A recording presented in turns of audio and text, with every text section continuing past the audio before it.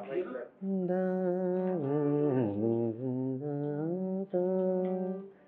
গানটা বলো তো?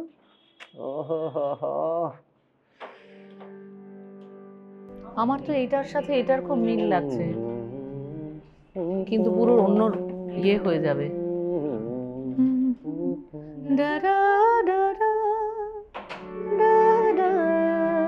এই নোটটা লেগে যাচ্ছে। जुबां पे दर्द भरी दास्तां चली आए,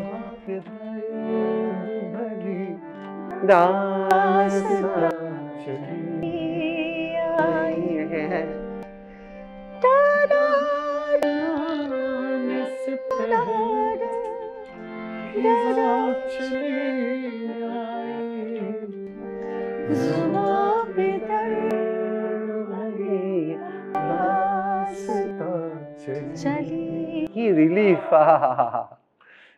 কি রিলিফ। খুন করা গাওয়া একটা, মানে একটা খুনে একটা খুনে লোক সব, মানে লোকটার কিছুই ছিল না কিন্তু।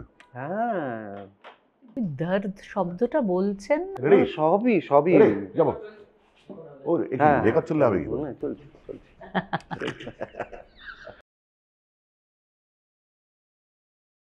হ্যালো, নমস্কার, সত শ্রী আকাল, আদাব। আমি শুভেন চট্টোপাধ্যায়, আর আজকে আমার এপিসোডের এই পর্বের অতিথি দুজন আমার অত্যন্ত প্রিয় বন্ধু, এবং কি বলবো, সব সময় এদের সাথে গান বাজনা নিয়ে আলোচনা হয়।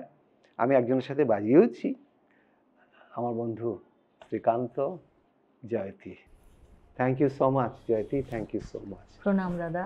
থ্যাংক ইউ যে তোমাদের ব্যস্ততা কাটিয়ে তোমরা এসছো, থ্যাংক ইউ সো মাচ। আমাদের গান বাজনা যেটা হচ্ছিল, হ্যাঁ আমরা তো এই নিয়েই ব্যস্ত। কি হচ্ছিল আমাদের তো আলাদা ব্যস্ততা। হ্যাঁ, তোমার সাথে তো সবসময়। এটা কি বলছিলে বলো এক্ষুনি যেটা হচ্ছিল? এই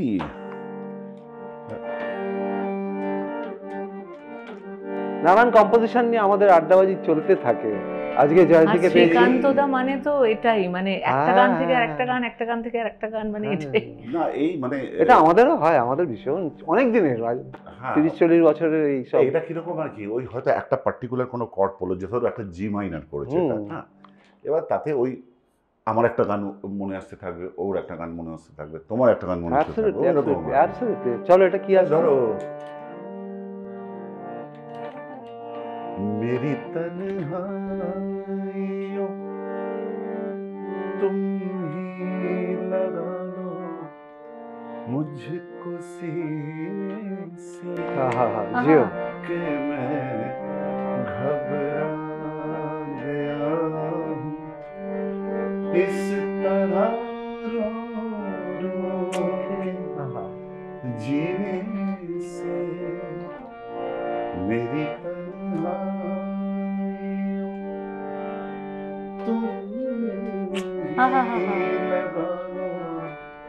मुझको सीने से कि मैं घबरा गया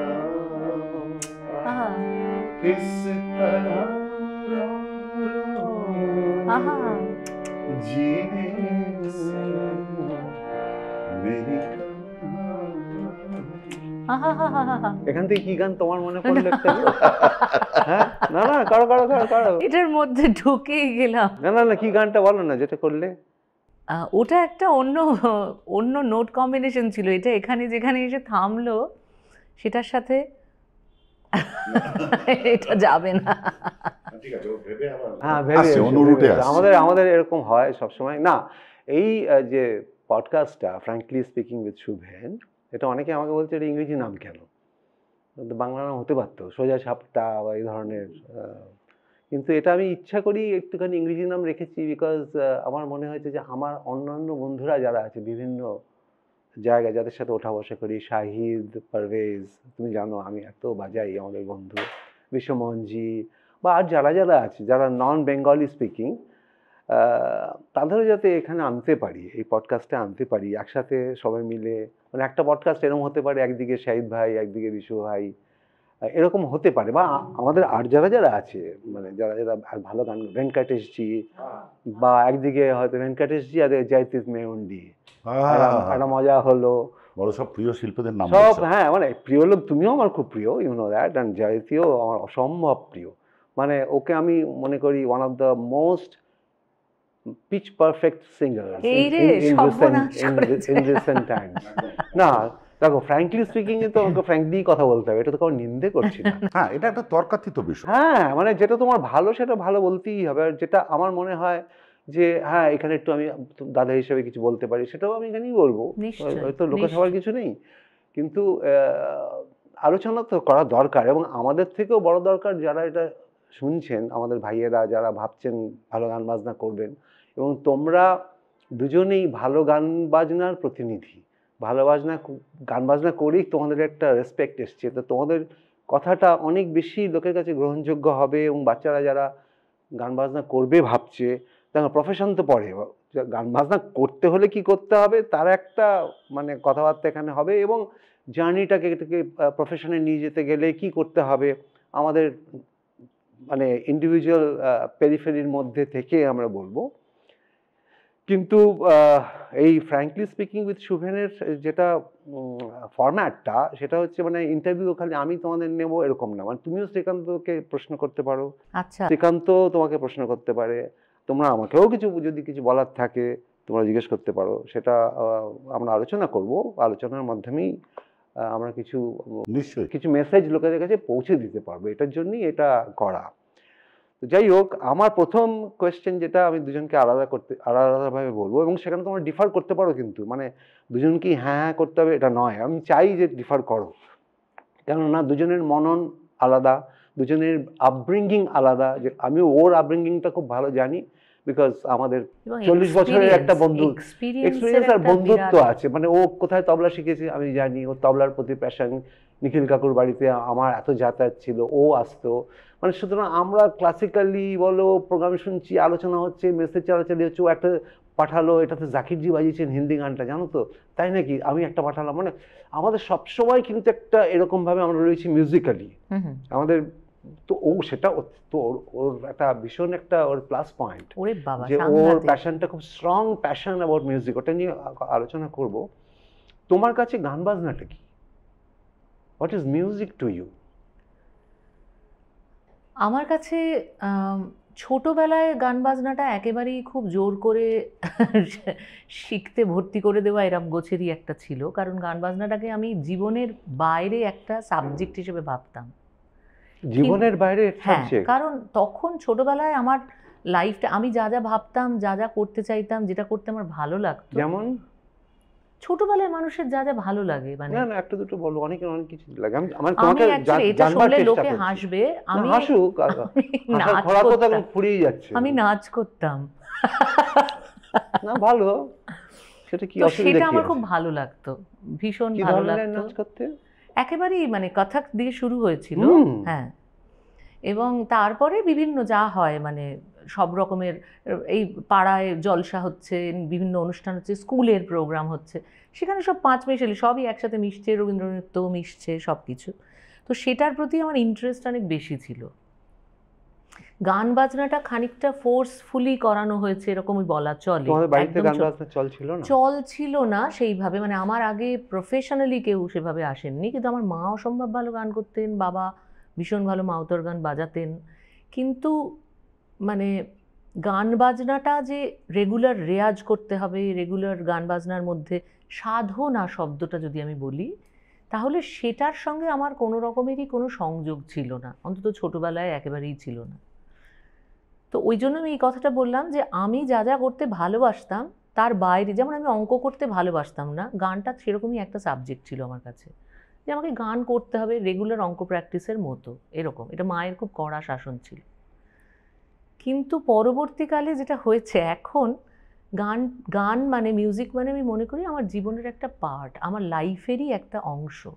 না সেই ট্রানজিশনটা আমি ওর কাছে আসবো, কিভাবে হলো এই ট্রানজিশনটা, এই যে জীবনের পার্ট হয়ে গেল, সেটা তো প্রফেশন হলো, কিন্তু একটা না একটা প্রফেশনাল গ্রুমিং জায়গা এর নয়, রাস্তা থাকে তো, প্রফেশনাল জায়গা থেকে না কিন্তু না না, এটা আমার কিন্তু গ্রুমিং হয়নি। এর জায়গাটা আমি বলছি, ওই ট্রানজিশনটা বলছি, পার্ট যে হলো। আমার ক্লাস 6 থেকে, হ্যাঁ এটা বলো। ক্লাস 6 থেকে মনে হলো, যখন আমি রবীন্দ্রনাথের গান আলাদা করে শেখা শুরু করলাম ক্লাস 6 থেকে, তখন আমার মনে হলো যে গান বাজনাটা ভালো লাগার একটা বিষয় হয়ে উঠলো আমার জীবনে। মানে আমার মনে হতো আমাকে বলতে হতো না, আমি রেগুলার বেসিসে তানপুরা নিয়ে রেয়াজ করা এবং রবীন্দ্রনাথের গান অভ্যেস করা, এইটার মধ্যে ঢুকে পড়েছিলাম। ক্লাস 10-এর পরে আমার যিনি মাস্টারমশাই ছিলেন সনাতন বন্দ্যোপাধ্যায়, মাস্টারমশাইয়ের কাছে যখন আমি প্রথম দিন আমি ভৈরব রাগ শিখেছিলাম, উনি শিখিয়েছিলেন। উনি তো মানে রবি ঠাকুরের গান না না শেখাতেন, না না না, ক্লাসিক্যাল, উনি একেবারেই ক্লাসিক্যাল। আচ্ছা আচ্ছা। তো সেদিন রাত্রিটা আমি ঘুমোতে পারিনি। আমি ভৈরব শিখেছিলাম এবং আমি তারপরে হারমোনিয়ামে বসেছিলাম, ক্লাসে মালকোষ শেখানো হচ্ছিল। আচ্ছা। তো আমি এই দুটো রাগের যে কিছুই তখন আমি জানি না, জাস্ট শুরু করেছিলাম বলছে। তার আগে আমি ক্লাসিক্যাল শিখতাম ছোটবেলা থেকে, কিন্তু এইভাবে শেখাটা আমার কখনো, মানে এরকম একটা পরিবেশে গিয়ে পড়বো, এটা কখনো ভাবিনি। তো সেই দিন রাত্রিরে আমার জাস্ট ঘুম হলো না, এরকমভাবে পরপর কয়েকদিন সমানে ওটা আমার অনুরণিত হতে থাকছে ভেতরে। তো সেইটার পরে আমার মনে হলো যে আমি তো এটা ছাড়া থাকতে পারবো না। এটা আমার মানে কোথায় কিভাবে ভেতরে ভেতরে সম্পৃক্ত হতে থাকলো আমার সাথে সাথে আমার ভেতরে মিউজিকটা, এটা আমি নিজেও কখনো বুঝিনি। কিন্তু এটা আমার ক্লাস 10 তার সেই সময় থেকে হয়েছিল, মানে আমার মাধ্যমিক পরীক্ষার ঠিক আগে থেকে। তারপরে তুমি তো প্রিডমিনেন্টলি রবীন্দ্রসঙ্গীতই শিখেছো তো, না অন্য গান রবীন্দ্রসঙ্গীত আমি এখনো শিখি, তা না। কার কাছে শেখো? আমি এখন শিখি অপালা বসু সেনের অপালার কাছে। কাছে। অপালা মনে আছে? এটা বলবো, আমার খুব প্রিয়। ওদের একটা অ্যালবাম হয়েছিল, সেটা নিয়ে বলবো, নিখিল কাকুর বাড়িতে রিলিজ হয়েছিল। সেটা ওর একটা অনবদ্য গান ছিল, আমার নয়ন তব নয়নে, এত ভালো গেয়েছিল। ওটা ওই বাড়িটার একটা আনুষ্ঠানিক রিলিজ হয়েছিল। হ্যাঁ আমি ছিলাম ওই বাড়িতে। হ্যাঁ তুমি ছিলে। হ্যাঁ মোহর দিয়ে এসেছিলেন। হ্যাঁ এসবগুলো একটা চরম প্রাপ্তি। নিখিল কাকুর বাড়িতে হচ্ছে। অপালাও একটা তাল ছাড়া গিয়েছিল, তুম কষ্ট থাকবে, কি ধ্বনি বাজে, কি ধ্বনি বাজে। ওহো, কিছুদিন আগে উনি গানটা দিয়েছিলেন ফেসবুকে, মানে আর প্রবুদ্ধ গিয়েছিল কিছুই হলো না, কিছুই তো হলো না। আমি বেরিয়েছি, বললাম তোমার এই গানটা খুব ভালো হয়েছে। বলছি কোন গানটা? আমি কিছুই তো হলো না পাওয়া। তারপর থেকে যখনই দেখা হয় বললাম তোমার এই কিছুই তো হলো না পাওয়াটা। হ্যাঁ বলো কি? তারপরে আমি তার আগে দীর্ঘদিন শিখেছি সুভাষ চৌধুরীর কাছে। তো জানি না কেন, হয়তো রবীন্দ্রনাথও একটা বিরাট বড় কারণ আমার ভেতরে ঢুকে যাওয়ার কারণে, মিউজিকটার এই যে ভেতরে বসে যাওয়ার কারণে। তো আমার কাছে একটা লাইনে যদি বলি এখন মিউজিক কি, আমার মনে হয় যে জীবনের একটা এমন একটা পার্ট যেটাকে অবিচ্ছেদ্য অঙ্গ বলি আমরা, সেরকমই। মানে আমার এখন মনে হয় যে মিউজিক ছাড়া আমার কোনো অস্তিত্ব নেই। মানে না সেটা তো এমনি, জয়তীর তো এমনি এখন যেরকম তোমার পজিশন, তোমার যে জায়গাটা তুমি মিউজিক্যালি তৈরি করেছো সমাজে, তো সত্যিই তো তোমার গান ছাড়া অস্তিত্ব নেই। না কিন্তু আমার কথা হচ্ছে যে ভগবান না করুন, মানে যেটা আমাদের তো হয় যে ধরো আমরা প্রফেশনালি এখন আর সাকসেসফুল সেরকম নেই, সবার তো একরকম চলে না। তাহলে কি ওই গান বাজনাটা ওই জায়গাতেই স্ট্রং জায়গাতেই থাকবে? তুমি কি সেই রেয়াজটাই করবে, সেই হারমোনিয়াম নিয়ে বসবে, নাকি প্রোগ্রাম ওরিয়েন্টেড তোমার ব্যাপারটা থাকবে? না মানে আমার গান বাজনাটা এখন আর প্রোগ্রাম ওরিয়েন্টেড নয়, এখনই নয়, মানে ভবিষ্যতের কথা বলছি না। কিন্তু উত্থান পতন তো মানুষের জীবনে থাকেই, এবং শিল্পীদের জীবনে উত্থান পতনের যে ওই যে টিকটিক করলো, তো সেই উত্থান পতনের সম্মুখীন তো আমাদের সবাইকেই হতে হয়, জীবনের প্রত্যেকটা ফেজেই হতে হয়। তো সেই সময়টাতেও আমি এটা রিয়েলাইজ করেছি যে এটার বাইরে আমার কোনো অস্তিত্ব নেই। আমি যদিও খুব ঘোরতর সংসারী, আমি সংসার গুছিয়ে করতে ভালোবাসি, আমি ভীষণ পরিবার কেন্দ্রিক, এগুলো তো বটেই, এগুলো সবই আছে, কিন্তু তারপরেও আমার সমস্ত কিছু ঘেঁটে যায় গান বাজনার জায়গাটার থেকে। যদি আমি একটুও বিচ্যুত হই বা কোনো রকমভাবে আমার মনে হচ্ছে যে আমি সেটা করতে পারছি না, দিতে পারছি না, যে টাইমটা ডিমান্ড করে, মানে আমি ভীষণ জ্বালাতন করি, শ্রীকান্তদা সেটা জানে আমি কি পরিমাণ জ্বালাতন করি সমাজকে। আসলে না সমাজকে করে গুটি কয়েক লোকজন আছে যাদেরকে মানে শ্রীকান্তদা আমার জীবনে একটা খুব বড় একটা, আমি তো অনেক ছোট বয়সে আমার বাবাকে, না না এরকম কিছু না, সেটা তো অন্য লোকের ক্ষেত্রে, মানে আমি অনেক কম বয়সে, অনেক ছোট বয়সে বাবাকে হারিয়েছি, আমার 17 বছর বয়সে। সেই জন্য শ্রীকান্তদা বাবার জায়গাটা নিয়ে ফাদার ফিগার, মানে আমি অনেক প্রবলেম, অনেক কিছু আমার। আর শ্রীকান্ত তো একটা ভীষণ নির্লিপ্ত টাইপের মানুষ, মানে কোনো প্রবলেম নয়, মানে ব্যাপারটা এরকম, মানে এমন সুন্দর একটা সমাধান দেয়, এমন একটা নির্লিপ্তির একটা আলো দেখায় যে মনে হয় যে সত্যি আমি এটা নিয়ে কেন ভাবছি, মানে আমার সব প্রবলেম তখন সলভ হয়ে যায়। বাহ, তুই প্রথম একমাত্র মানুষ যে বললি যে আমি নাকি সমাধান দেয়, কারণ আমি বাড়িতে ঠিক উল্টো কথাটাই শুনি, কারণ আমি বাড়িতে শুনি একমাত্র আমি শুধু কমপ্লেনই করি, একমাত্র সমাধান দিতে পারি। যে ঘর করে সে সত্যিটা তো জানে, বলে তো লাভ নেই। তোমার একটু ব্যাপারটা বলো। আমি জানি না, আমার সত্যি কথা বলতে এত ইলাস্ট্রিয়াস কিছু নয়। ওর যেমন একটা সুন্দর শিক্ষা আছে ছোটবেলা থেকে, আমি খুব সংক্ষেপে বলি, আমার খুব ইলাবোরেটলি সাতকাহন বলার মতো কিছু আমার নেই সত্যি কথা বলতে। আমার গানের শিক্ষা যতটুকু, সেটা একেবারেই প্রাতিষ্ঠানিক শিক্ষা, সেটা তুমি জানো। জয়তীর যে কথাটা বললো যে ছোটবেলা থেকে ওর বড় গান বাজনার উৎসাহের একটা জায়গা ছিল কিন্তু ওর মা, হ্যাঁ। এবং শুভেন, এটা আমার মনে হয় যে গান বাজনা ছোটবেলা থেকে, ধরো বাড়ির পরিবারের ছেলে বা মেয়ে গান গাইছে বা গান গাইতে চাইছে, পরিবারের সাপোর্টটা ভীষণভাবে ম্যাটার করে, ভীষণভাবে ম্যাটার করে। আমি কিন্তু সেই অর্থে কোনো সাংগীতিক পরিবারের ছেলে নই, মানে আমাদের পরিবারে গান বাজনা বা কোনো ফাইন আর্টসের চর্চার কোনো ইতিহাস আমাদের। তোমার দিদিও তো দক্ষিণ, আমার দিদি একমাত্র গান করতো, ঠিক আছে, আমার দিদিও ভালো গান করতো, আমার দিদি খুবই ভালো, আমি গান শুনেছি, বেশ ভালো। তো এবার কথা হয়েছে কি, বাড়ি ঠিক আছে, বাচ্চা ছেলে বা মেয়ে গান করছে, কে কোথায়, আমার মা একজন সাধারণ হাউসওয়াইফ, তো তখন মধ্যবিত্ত মানে পরিবারের ছেলে বা মেয়ে কী করবে, আচ্ছা কেউ তাকে গাইড করার নিয়ে রবীন্দ্রসঙ্গীত শিখতে ভর্তি করে দাও, সেইভাবেই আমি দক্ষিণীতে ভর্তি হয়েছি। তখন আমার মাকে এক সাজেশন দেবার কেউ ছিল না। এটা কোন কোন মানে আমি সালটা বলতে তোমার বয়স? হ্যাঁ আমি বলছি, আমার তখন কত বয়স, আমার 7 বছর 8 বছর বয়স, আমি লেট 60s আর্লি 70s এর কথা বলছি। তবলা কখন শিখলে? আমি তার আগে তবলা, তারও আগে? হ্যাঁ, মানে তবলাটা মানে প্রথম শিখতে আরম্ভ করেছিলাম, কারণ আমার আগে হাত চলতে আরম্ভ করেছিল। না, আমি শিখেছিলাম, তুমি চঞ্চলদাকে চিনতে নিশ্চয়ই, হ্যাঁ, চঞ্চলদার বাবার কাছে, উস্তাদ আলী আহমেদ খান সাহেব, হ্যাঁ, উনি কিন্তু মূলত সেতারই ছিলেন।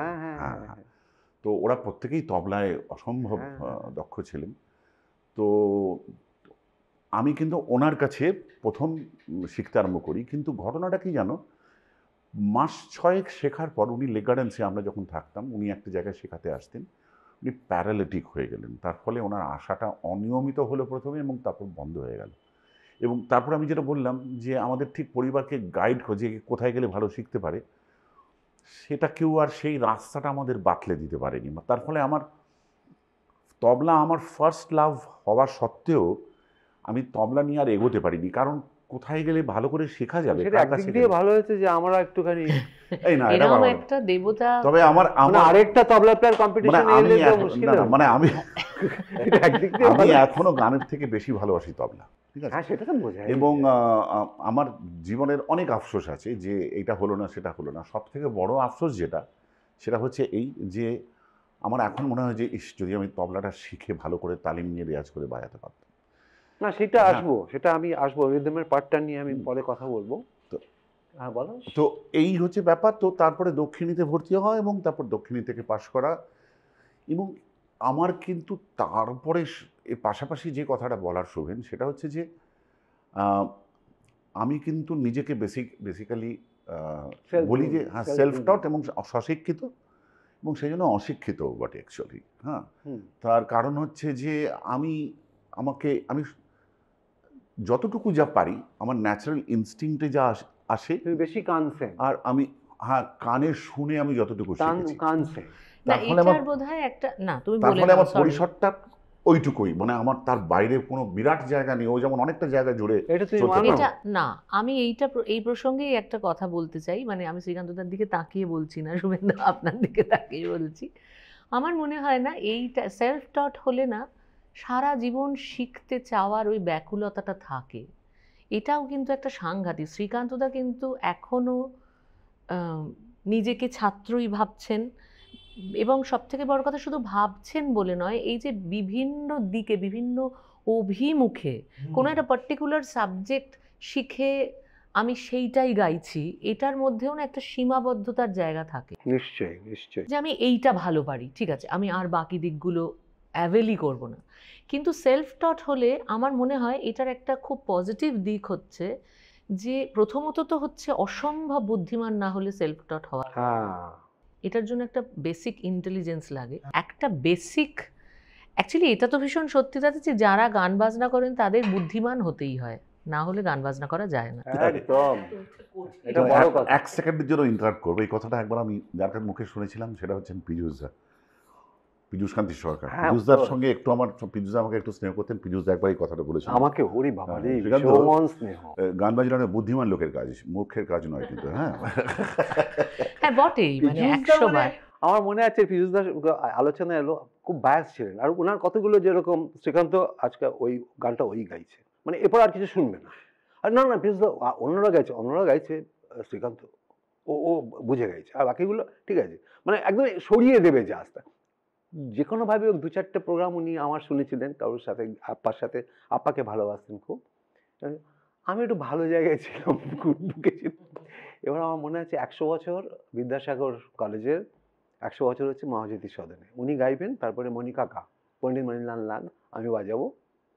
ঢুকেছে যখন, আরে আজকেও বাজাচ্ছিস নাকি? আমরা হ্যাঁ, আমি শুনবো। আমি বললাম আরে আপনার তো প্রোগ্রাম আছে। আরে প্রোগ্রাম শুনবো, তোর বাজনা শুনবো। পাশে বসে আছে। আচ্ছা, লাস্ট আইটেম ছিল অনুপ জালোটাজি, উনি আবার ওইদিকে বসে আছেন। এবার একটুখানি মনে সাউন্ড ফাউন্ড ভালো আছে, ভালো করে বেশ, আর মণিকা খুব ছাড়তেন, তবলাটা বুঝতেন তো মণিকা, ভীষণই তবলাটা বুঝতেন, আর বেশ হয়েছে ব্যাপারটা। এবার সম্বর্ধনার জন্য পীযূষদাকে ডাকা হয়েছে, আমাদের মাল্যদান করে। পীযূষদা বলছে খুব ভালো প্রোগ্রাম শুনলাম, সুহিনের তবলার সাথে মনিলাল লাগেছে, তার ধরনী দিলা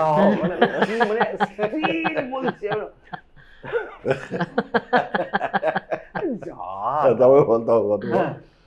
তো আমার যেটা মনে হয় ওই সেলফ টট হওয়ার কারণেই, ইন্টেলিজেন্সটা প্রপার লেভেলে থাকার কারণে বিভিন্ন এভিনিউজে, বিভিন্ন অভিমুখগুলোতে একটুখানি নিজেকে মেলে ধরার যে চেষ্টা, সেইটা কিন্তু ভীষণভাবে হওয়া সম্ভব। কিন্তু একটা পার্টিকুলার সাবজেক্ট আমরা যখন শিখছি, সেটাতেই বাঁধা পড়ে রয়েছি, কিছুতেই তার থেকে বেরোনোর কথা আমাদের মাথায় প্রাথমিকভাবে আসে না। না, সেটা যেরকম আছে জয়তী, এখানে আমি একটু তোমার সাথে একটু দ্বিমতই হব খানিকটা, কেন আমি এর ভয়ঙ্কর রেজাল্ট দেখেছি, সেলফ টটের ভয়ঙ্কর রেজাল্ট আমি দেখেছি। যেহেতু আমি অন্যরকম নানা রকম গান বাজনা করি, তো মানে ফিউশন করি, নানা রকম এক্সপেরিমেন্ট করি, তো এটা দেখেছি যে আপনি কি ড্রাম বাজান না সেলফ টট, আপনি গান আপনি সেলফ টট, মানে এই সেলফ টট ঠিক আছে, কিন্তু সেলফটা কত আপগ্রেডেড সে টিচ করছে। এক্স্যাক্টলি। এবার তুমি যে বলছো যে মানে এটা এত অ্যালার্মিং, সবাই শ্রীকান্ত আচার্য নয়, শ্রীকান্ত আচার্য কিন্তু, আমি এটাই বলছি যে ওই ইন্টেলিজেন্স শব্দটা এখানে না ভীষণ ইম্পর্টেন্ট, যে শোনা, একটা মানুষকে সেলফ টট হতে গেলে তার তো বেসিক জায়গাটা কিন্তু শোনা। না না, এবার এখানেও ব্যাপার আছে, তারপরে নিজের উপরে সেটা অ্যাপ্লাই করা, শুনেও কতটা সে নিতে পারছে। ধরো আমি ও শাহিদ পারভেজের ভক্ত, আমি শাহিদের সাথে খুব বাজাই। এবার আমি শাহিদ একটা এক্সাম্পল দিচ্ছি, নিখিল কাপুর আমরা যেরকম পাগল ভক্ত ছিলাম, এবার আমরা দুজন তো যেহেতু একটা অন্য গান বাজনা, দুজনের আপব্রিঙ্গিং কিন্তু অ্যাবসলিউটলি ডিফারেন্ট আপব্রিঙ্গিং। আমার যেভাবে বড় হয়েছে, ওর বড় হওয়াটা একেবারেই আলাদা, রবীন্দ্রসঙ্গীতের একটা মাহল থেকে ও বড় হয়েছে। কিন্তু আমরা যখন নিখিল কাপুর ডোভালেনে শুনেছি, আমরা কিন্তু রিলেট করতে পারছি। এবার রিলেট করতে পারছি এই কারণে যে নিখিল কাপুর কি করলো, কোথায় গেল, কি হলো, কোথায় স্মৃতের রেটা কি পড়লো, হ্যাং পড়লো, ত্যাং পড়লো, এই যে ব্যাপারটা চলছে। তখন সেলফ টট যারা হতে চাইছেন, আমি তাদের মেসেজ বলছি, তোমরা নিজেকে আপগ্রেড করছো তো, মানে আপগ্রেড করে নিজেকে শেখাচ্ছ তো, আসলে মানে এই জায়গাটা ব্যাপার আছে। কারণ আমি এই যে হেমন্ত বাবু, উনি তো সেলফ টট, তাহলে তাহলে হেমন্তবাবু হলো কি আমি করে? এইখানে আমি তাহলে কিশোর কুমার জি সেলফ টট। না, এখানে না গুরুজির একটা কথা আমি বলবো, পণ্ডিত অজয় চক্রবর্তীর কথা আমি বলবো। উনি না সবসময় একটা কথা বলতেন, মানে আমাকে বলেছিলেন যে গান শোনার জন্য, গান শুনে কান তৈরি হয়, আমরা কিছু শুনে কান তৈরি করছি, সেটাও কিন্তু একটা শিক্ষা, একটা পদ্ধতি মেনটেন করে কিন্তু শুনতে হয়। এই পদ্ধতিটা এটা কে বলবে? এটা কিন্তু কাউকে গাইড করতে হয়, আমি কি কি শুনবো, আমার I have got the answer, আমি এটাই বলতে আমি চাই। কি শুনবো, মানে আমার অভিরুচির self-taught সাথে বস্তুটা না, এরকম মানে এরকম ছড়িয়ে দিলে হবে না, মানে না। সেলফ টট মানে আমি এরকম জাস্ট ফেলে দিলাম কথাটা, ব্যাপারটা এরকম তুমি নয়। হেমন্ত কিন্তু বাবু সম্বন্ধে আমাদের অফ রেকর্ড কি একটা বলছিলে, সেটা হ্যাঁ, অন রেকর্ড একটু বলো না। মানে এখানে দেখো, আমরা যা শুনে এসেছি যে হেমন্তবাবু মানে একটা বিরাট বড়, মানে তার সঙ্গীত শিক্ষার জায়গাটা যে বিরাট একটা দারুণ, বা এর কাছে রিগারাস তালিম নিয়েছেন তা নয়। হ্যাঁ, এখন বিভিন্ন সাক্ষাৎকারে তার কথা শুনে এবং অনেক লেখাপত্র পড়ে এটা এখন বুঝতে পারি যে তার সঙ্গীতের যে সৃষ্টির জায়গাটা, সেটা সুরকার হিসেবেই হোক বা কণ্ঠসঙ্গীত শিল্পী হিসাবেই হোক, তার যে জার্নিটা তার অনেকটা জুড়েই ছিল কিন্তু অ্যাকচুয়ালি তার মিউজিক্যাল ইনস্টিংক্ট, তার ইনস্টিংক্টটা অসাধারণ ছিল। ওই ইনস্টিংক্ট ঈশ্বর দত্ত, মানে ওরকম ইনস্টিংক্ট খুব বেশি মানুষের হয় বলে আমার মনে হয় না। আমি অন্তত ভারতীয় সঙ্গীতের ক্ষেত্রে খুব বেশি মানুষকে দেখিনি এরকম। তো আমি একটা ঘটনার কথা জানি, যে ঘটনাটি আজকে যদি সকলের সঙ্গে আমি একটু শেয়ার করে নেব। এটি স্বয়ং পুলকদার মুখে শুনেছিলাম আমি, পুলক বন্দ্যোপাধ্যায়ের মুখে। আমি এক্ষুনি ছবির নামটা বলছি না, ছবির গান তৈরি হচ্ছে। পুলকদা সকালবেলা থেকে বলছেন যে আমি হেমন্তদার বাড়িতে রয়েছি, সিচুয়েশন ডিরেক্টর বলেছেন যে এই সিচুয়েশনের জন্য এইরকম গান ভাবা হচ্ছে বা হবে। তো বলছে একটা পার্টিকুলার সিচুয়েশন বলেছেন, আমি সকালবেলা গেছি, চা খাওয়া চলছে, হেমন্তদা চা খাচ্ছেন, হারমোনিয়াম নিয়ে করছেন, কিন্তু কিছু মাথায় আসছে না। তো পুলকদা মানে এত মজার ঘটনা, পুলকদা বলছেন যে তার আগের দিনই আমি সারাদিন মান্নাদার বাড়িতে ছিলাম, মান্নাদা কলকাতায় এসেছিলেন। তো মান্নাদার বাড়িতে সকালবেলা এমনি গেছি, কোনো বিশেষ কাজ ছিল না, সারাদিন মান্নাদার বাড়িতে গল্প করছি। তো মান্নাদা সারাদিন ধরে তানপুরার হারমোনিয়াম নিয়ে পটদীপ রাগটা ভেজে যাচ্ছেন। হ্যাঁ, এই কাকার কাছে এই বন্দিশ শিখেছিলাম, ওই বম্বেতে ওইখানে এই শুনেছিলাম, এর গলায় ওইটা শুনেছিলাম, এই গোলাম মুস্তাফা খান সাহেবের কাছে এটা দেখেছিলাম, ওই দেখেছিলাম দবির খান সাহেবের কাছে, সারাদিন ধরে পটদীপ। তো পুলকদা বললেন যে যখন হেমন্তদা একটু এরকম স্ট্যাগনেন্ট হয়ে আছেন, কিছু বেরোচ্ছে না, বলছে আমি একটু কায়দা করে হেমন্তদাকে বললাম যে আচ্ছা হেমন্তদা, এখানে একটা পটদীপের উপরে কিছু ভাবলে হয় না? তো বলছে হেমন্তদা এরকম ঘুরে বললেন যে কালকে মানার বাড়িতে ছিলে না সারাদিন? তো তখন ধরা পড়ে গেছেন।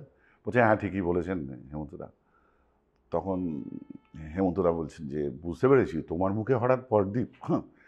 এবার হেমন্তবাবুর সহকারী সঙ্গীত পরিচালক ছিলেন সমরেশ রায়। এই মানুষটির কথা খুব বিশেষ কেউ জানে না কিন্তু। হ্যাঁ, বহু বহু ছবিতে সমরেশ রায় কিন্তু হেমন্তবাবুর সঙ্গে সহপরিচালক হিসাবে কাজ করেছেন, এবং সমরেশ রায়ের সুরে কিন্তু অনেক শিল্পীরা গান রেকর্ড করেছেন এবং সেসব অসম্ভব জনপ্রিয় হয়েছিল। তো সমরেশ রায়ও ছিলেন তখন ওখানে। হেমন্তবাবু বলছেন যে বুঝতে পেরেছি, তোমার মুখে হঠাৎ পটদীপ, তো পটদীপটা কী হে সমরেশ? হ্যাঁ, তখন সমরেশ রায়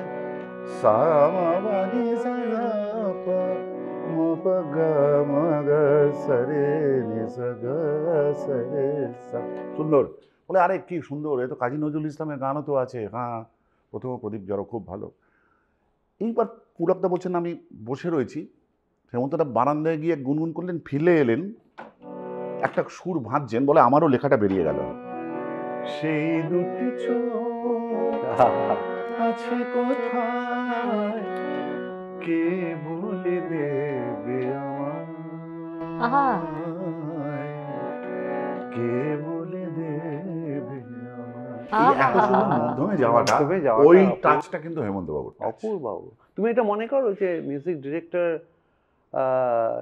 এটা মানুষ হয়ে আসে, এটা নাকি মিউজিক ডিরেক্টর হওয়া যায়? আমার সবসময় না। মনে হয় যে মিউজিক ডিরেক্টর বোধহয় মিউজিক ডিরেক্টর যার, আমার মনে হয় গান তৈরির ক্ষমতাটা, ওটার কোনো স্কুলিং হয় না। কোনো স্কুলিং হয় না, এটা আমি খুব স্ট্রংলি বিলিভ হুম। করি। বিকজ আমি আশেপাশে অনেককে দেখছি, তারা হয়তো কেউ দারুণ তবলা বাজায়, হুম। কেউ ভালো সেতার বাজায়, আমি এই ফিল্ডে বলছি, বা অন্য পিয়ানো বাজায়, এই বাজায়, নানান ধরনের ইনস্ট্রুমেন্ট বাজায়। But at the time of composing আমার মনে হয়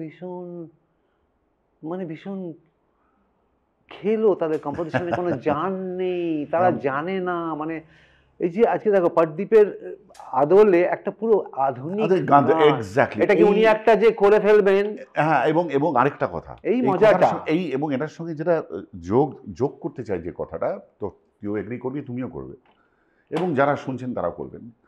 হেমন্তবাবু কোথায় এখনো আমাদের কাছে নমস্য হয়ে রয়েছেন, যে সুরকার হিসেবে না, উনি জানতেন যে কোন জিনিসটা কিভাবে প্রেজেন্ট করলে মানুষের মনে ঘা দেওয়া যায়। একদম এই জানতে পারার ক্ষমতাটা, বা এটা সেন্স করতে পারার ক্ষমতা, এটা সকলের থাকে না। সকলের থাকে না, ডেফিনেটলি। এটা উনি জানতেন। আমাকে একবার বলেছিলেন ইল্যারাজাজি, আমি বাজাতে গেছিলাম চেন্নাইয়ে, গিরিজা দেবীর প্রোগ্রাম ছিল, এক্সক্লুসিভ ওনারই প্রোগ্রাম ছিল, এবং ইল্যারাজাজি শুনতে এসেছিলেন, গিরিজা দেবীর খুব ভক্ত। যেখানে আমার 2-3 দিন ছিলাম, আমার একটা রেকর্ডিংয়ে ছিল, যার জন্য আমাকে থাকতে হয়েছিল। সরি, ব্যাঙ্গালোরে, চেন্নাইয়ে না। তো আমি তো দেখেছি বাঘ সামনে বসে আছে, আমি তো ছাড়ি না, আমি এই সব লোককে ছাড়ি না। আর বাজনাটা বাজিয়ে দিলে তারপরে কথা বলাটার মধ্যে একটা থাকে, যে উনি শুনে ফেলেছেন আমি কি খারাপ ভালো যাই হোক, তো এবার গিয়ে তো প্রণামটা করে তো একটু পাত্তা তো পাবো, যাই হোক। তো উনি তো একদম, জানি না মিট করেছো কিনা, মানে তো আমি ওনাকে বলেছিলাম যে এরকমই, আমার তো প্রশ্নের শেষ নেই, জানবার শেষ নেই। আমি জিজ্ঞেস করেছিলাম যে আপনি একটা ভালো গান বলতে কি বোঝান, মানে আপনি যখন কম্পোজ করেন একটা ভালো গান হয়েছে, এটা বড় কথা আজকে শেয়ার করছি তোমাদের সাথে। উনি বলেছিলেন if the antara is good. অদ্ভুত ভাবে বলছে if the antara is good, mukhra তো okay it happens, but if the antara is good then the song is good, otherwise it's not there. এটা মানে আমার লেগেছেন। তারপরে আমি বাড়িতে ফিরেছি, যখন রবি ঠাকুরের গান সঞ্চারীটা যখন আসে, বাবা লোকটা কবে জেনে বসে আছে। এবং ওনাকে যখন জিজ্ঞেস করেছিলাম যে আপনি এই পুরো ওয়ার্ল্ড মিউজিক, আপনি তো শৈলবাবুর এক ভগবান মানেন, সব ওনাকে মানেন, বলে হি ইজ লাইক গড। আমি কাকে আপনি অনেস্টলি কমপ্লিট যদি মনে করেন, মানে কমপ্লিট মিউজিক ডিরেক্টর যদি একজনের নাম আপনার কাছ থেকে জানতে চাই, তাহলে আপনি কার কথা বলবেন, যে কমপ্লিট সব জনরাসকে টাচ করে? ডেফিনেটলি টেগোর। আমি বললাম কেন এটা বলছেন আপনি? ইউ নেম, তুমি যদি ওয়েস্টার্ন ক্লাসিক্যাল ধরো, আছেন উনি, ফোক ধরো, আইরিশ ফোক ধরো, জার্মান ফোক ধরো, আমাদের দেশের ফোক ধরো, উনি আছেন, রাগদাড়িতে উনি আছেন, ধ্রুপদে উনি আছেন, তালে উনি আছেন, আরো কত কিছুতে আছেন, লেখা তো ছেড়েই দাও। তুমি আর একটা কম্পোজার আমার বলো, বলে যদি এইটা বলো যে সব এই জায়গাগুলোকে ধরেছেন, শুধু ধরেছেন না, এমন কম্পোজিশনের রাস্তা দেখিয়ে দিয়েছেন, তখন আমি বাড়িতে ফিরে এসে আমি খুব ভাবলাম, জানো তো, আমি ভাবলাম যে দেখো ওই পয়েন্টে কিন্তু তুমি ব্যাক করলে, যে আবার ওই শোনার প্রশ্নে এসে গেলে, কিন্তু আমরা তো শুনেছেন, তো উনি শুনেছেন, এবং ওনার না এটাই তো মানে উনি শুনেছেন, মানে উনি নিজেকে আপগ্রেড করেছেন সবাইকে শুনে, এইটাই যার জন্য ওই ব্যাপারটা ভেরি ইম্পর্টেন্ট। যখন আমাদের জয়ন্তদার সাথে তো ওঠা বসাই, তুমি জানলে একটা সময় তো আমরা মানে গায়ে লেগে থাকতাম, মানে জয়ন্তদার বাড়িতে আমরা যেতাম, তারপরে জয়ন্তদা আবার ছাড়তে আমাদের ওই 5 মাথার মোড়ে আসতো, আবার বললে একটা কিছু মনে পড়েছে, চল ভেতরে চলে গেলাম, মানে এরকম করে রাত্রে কখন ফিরতাম ভগবান। জয়ন্তদা একটা কম্পোজিশন,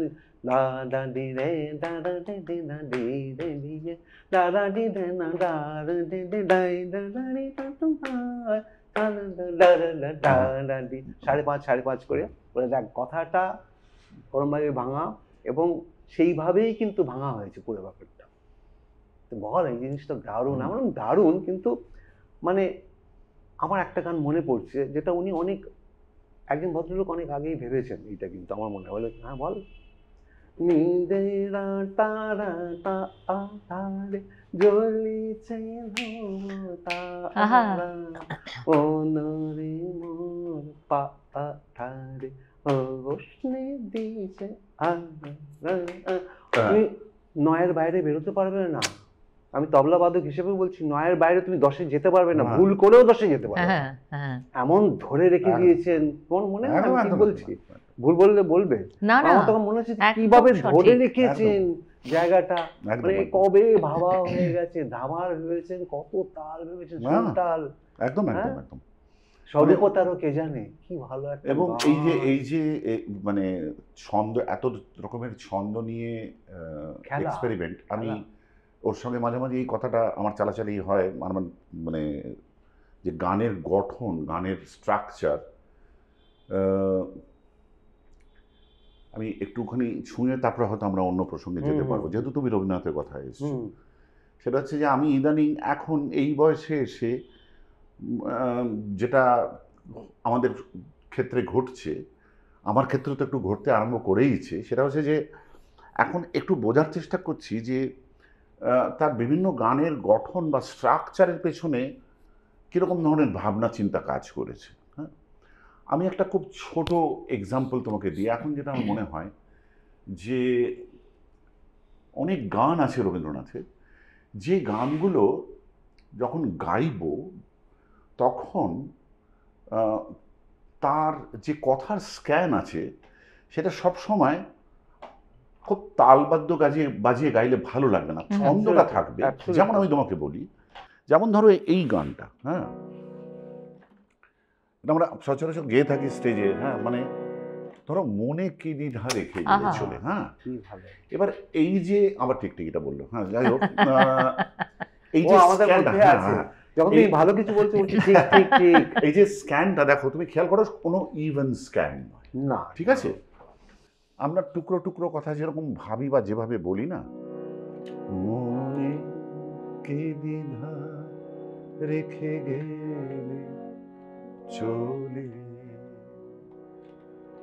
সেদিন ভরা সাঁঝে, যেতে যেতে দুয়ার হতে কি কথা ছিল যে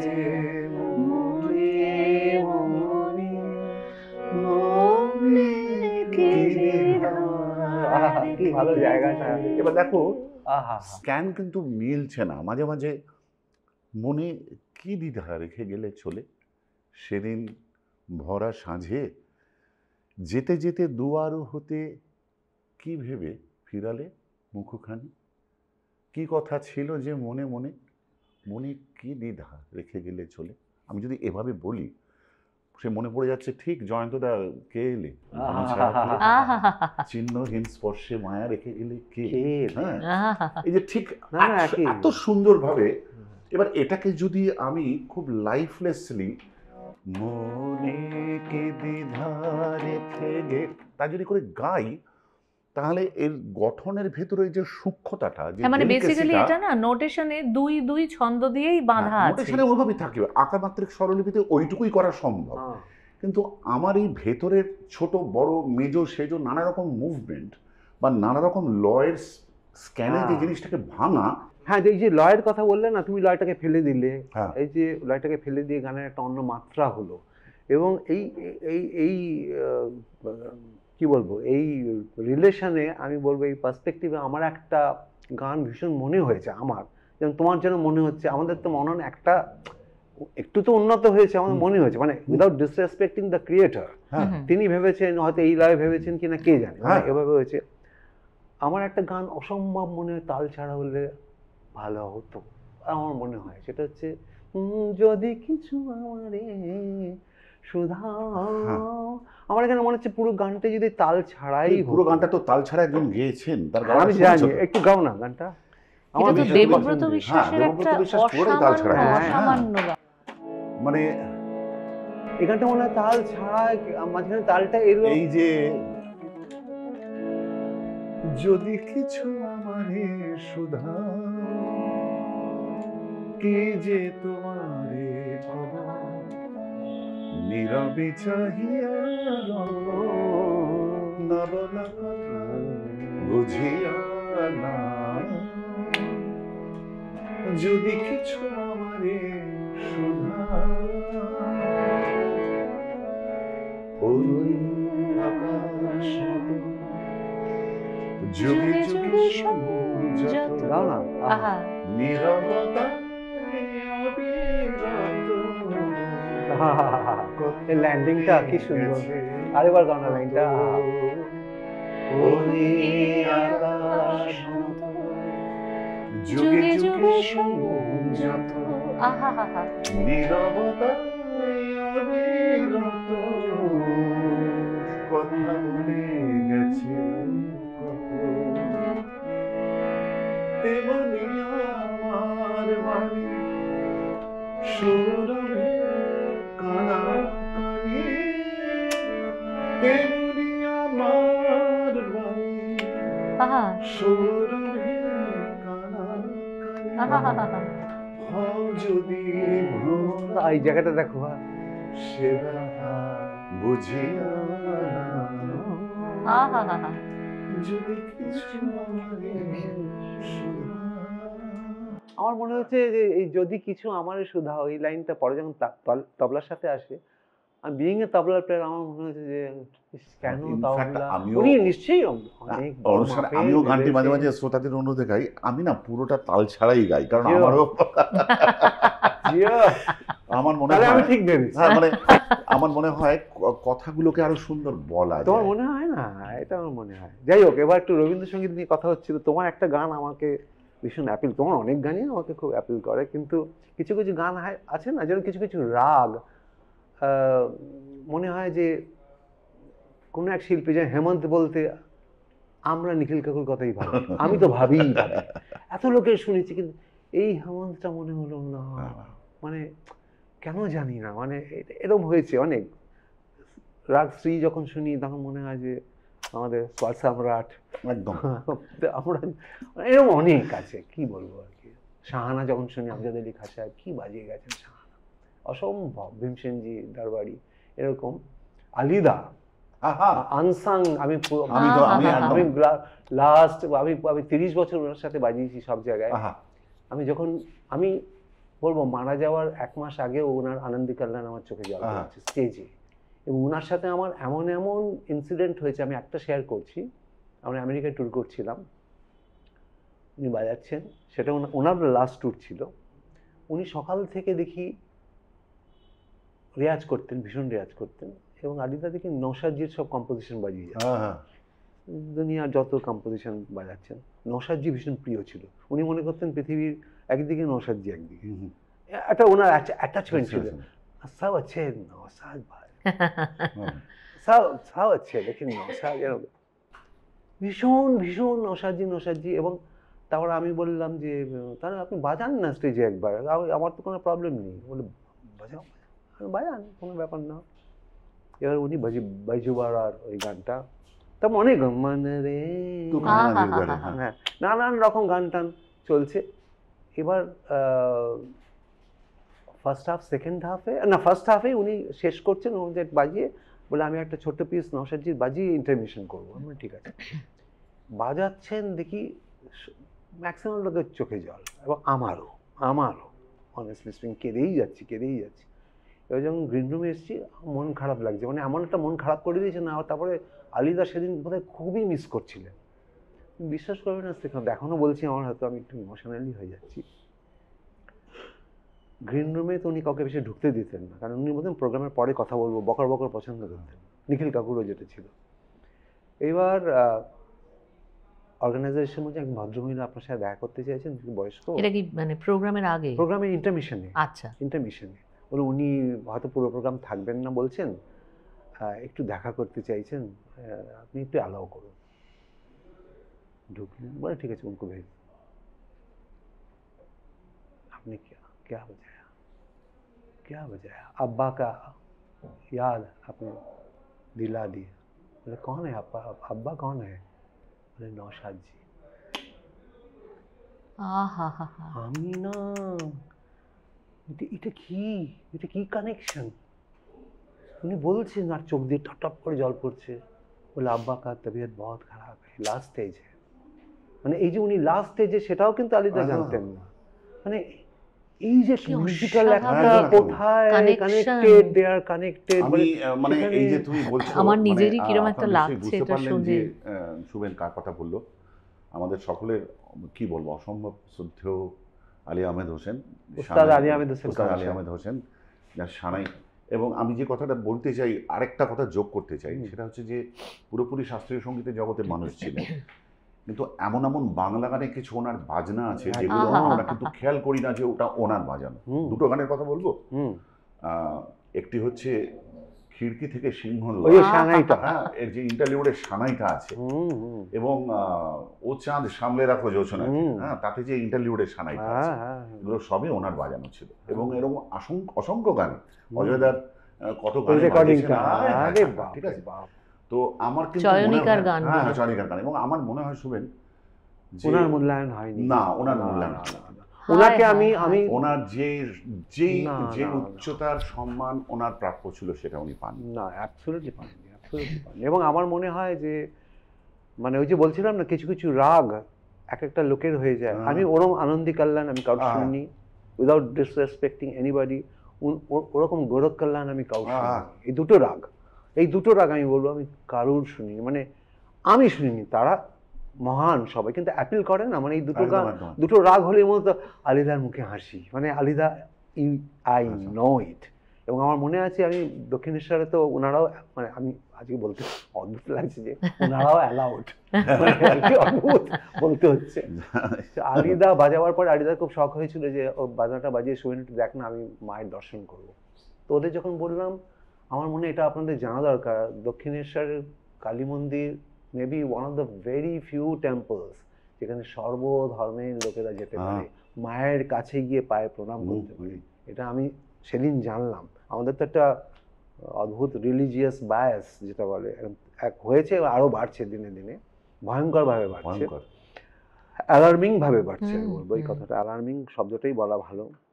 তো আলিদা ওই আনন্দি কল্যাণ বাজিয়েছেন। তারপরে অনেক আর্টিস্ট ছিল, আমি নাম বলবো না, আমাদের আশেপাশের ভাইয়েরা, তারা সবাই দারুণ দারুণ শিল্পী। তারা কিন্তু অর্গানাইজারকে রিকোয়েস্ট করেছিল 8 ঘন্টা গান বাজনা বন্ধ রাখার জন্য, বুঝছে, এরপরে ওঠাটা ঠিক হবে না।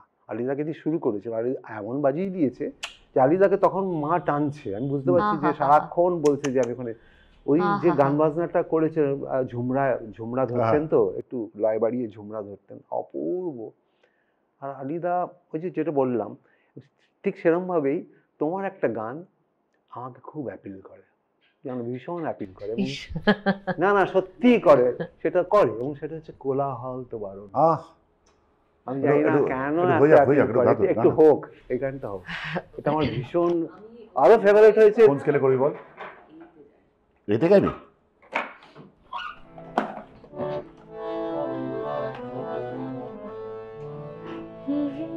আমি সম্পূর্ণ একটা অন্য, ওই যে যখন লয় নিয়ে কথা হচ্ছিল, রবীন্দ্রনাথের নবতাল এলো যখন, তখন আরেকটা গান আমার মাথায় ঘুরছিল। আমি একটু সুযোগ যদি পাই, সময় যদি থাকে, আমি তারপরে একটুখানি শোনাবো খুব ছোট্ট করে, একটা রূপক রার। ওই যে বেরোতে না চাওয়া, অথচ কি অদ্ভুত কম্বিনেশন অফ মানে নোটস, সেই 8 মাত্রার মধ্যে দিয়ে বিচরণ করছে, সেটা দেখা মানে শোনানোর চেষ্টা করব। আমি দেখানোর কেউ নই, সবটা দেখিয়ে দিয়ে গেছেন, আমি জাস্ট একটু উল্লেখ করব।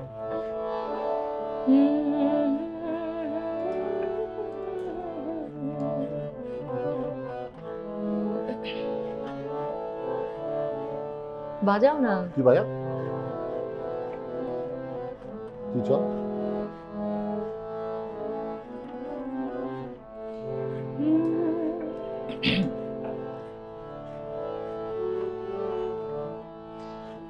কোলাহল তো বারণ হলো,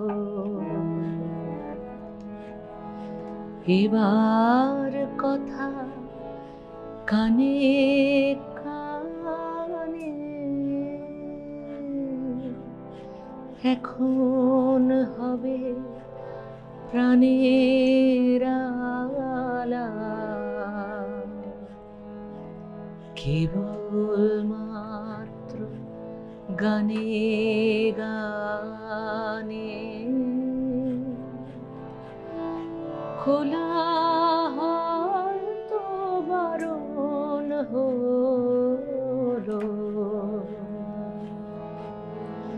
এবার কথা কানে কানে এখন হবে প্রাণের আলাপ,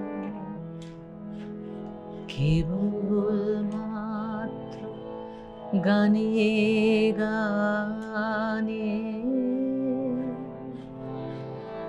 খোলা হয়তো বারণ হলো।